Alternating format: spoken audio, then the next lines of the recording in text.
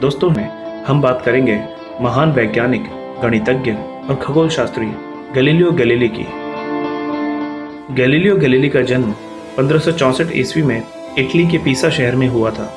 Galileo अपने माता पिता की 6 संतानों में से सबसे बड़े थे। गैलीलियो के पिता एक फेमस म्यूजिक टीचर थे। गैलीलियो जब 10 साल के थे तो उनका परिवार पीसा के फ्लोरेंस शहर चला गया, जहां उन्होंने अपनी शिक्षा शुरू की।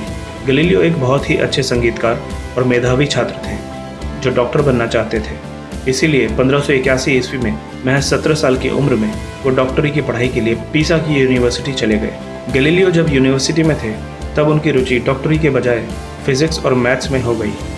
एक दिन गैलीलियो प्रार्थना के लिए चर्च गए तो उनका ध्यान चर्च की छत के ऊपर लगे एक लैंप पर पड़ा जो हवा की वजह से झूल रहा था।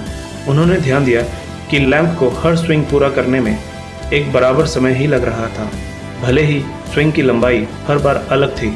स्विंग पूरा होने का समय वो अपनी नब्ज के जरिए नापते थे। गैलीलियो ने चर्च में किए अपने अवलोकन की जांच के लिए एक प्रयोग शुरू किया। उन्होंने इसके लिए पेंडुलम का सहारा लिया। उन्होंने पाया कि अगर हम पेंडुलम को लटकाकर उसे झुलाते हैं तो उसके बड़े स्विंग्स और छोटे स्विंग्स दोनों में बराबर समय ही लगता है। गैलीलियो ने अपने से लगभग 100 साल पहले हुए वैज्ञानिक कोपरनिकस के शोधों का अध्ययन करना शुरू किया, जिसने कहा था कि पृथ्वी गोल है और पृथ्वी समेत सभी ग्रह सूर्य के इर्द गिर्द चक्कर लगाते हैं। कोपरनिकस को इस खोज के कारण कट्टर ईसाइयों ने जिंदा जला दिया था, जिनके अनुसार सूर्य समेत ब्रह्मांड के सभी पिंड पृथ्वी के इर्द गिर्द चक्कर लगाते हैं। 1609 ईस्वी में गैलीलियो ने हॉलैंड के एक वैज्ञानिक द्वारा बेहतरीन दूरबीन की खोज के बारे में सुना था, जिसकी सहायता से बहुत दूर की चीज़ों को आसानी से देखा जा सकता था। गैलीलियो ने स्वयं की बढ़िया दूरबीन बनाने की ठान ली और उन्होंने ऐसा कर भी दिखाया। दूरबीन बनाने के बाद उन्होंने रात में आकाश का निरीक्षण शुरू कर दिया। गैलीलियो ने अपनी दूरबीन की सहायता से लंबे समय तक बृहस्पति ग्रह का अध्ययन किया और उसके 4 चंद्रमाओं को खोज निकाला, जिन्हें गैलीलियन चंद्रमा भी कहते हैं। ये 4 चंद्रमा हैं आयो, गनीमेड, कैलिस्टो और यूरोपा। बृहस्पति के सिवाय गैलीलियो ने यह भी पाया कि पृथ्वी के चंद्रमा की सतह समतल नहीं है और इस पर दरारें और गड्ढे हैं। उन्होंने सूर्य पर पड़ने वाले काले धब्बों, शुक्र ग्रह की कलाओं और शनि ग्रह के छल्लों का भी अध्ययन किया। 1632 ईस्वी में खगोल विज्ञान के क्षेत्र में किए गए अपने अध्ययन के ऊपर गैलीलियो ने एक पुस्तक भी लिखी, जिसमें उन्होंने बताया कि पृथ्वी कैसे सूर्य के इर्द गिर्द घूमती है, पर इसका उन्हें बहुत बुरा अंजाम भुगतना पड़ा।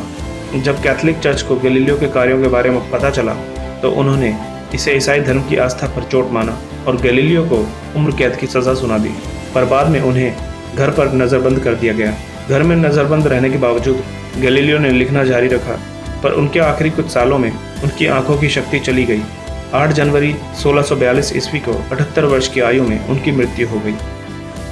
गैलीलियो गैलीली को आधुनिक विज्ञान का जन्मदाता माना जाता है। वह अल्बर्ट आइंस्टाइन के सबसे फेवरेट साइंटिस्ट थे। गैलीलियो ने प्रकाश की गति नापने का प्रयास भी किया था, पर वो इसमें असफल रहे। गैलीलियो ने ही हमें जड़त्व का सिद्धांत दिया था, जिसके अनुसार किसी समतल पर चलायमान पिंड तब तक उसी दिशा व वेग से गति करेगा जब तक उसे छेड़ा ना जाए। बाद में जाकर यह न्यूटन की गति के सिद्धांतों का पहला सिद्धांत बना।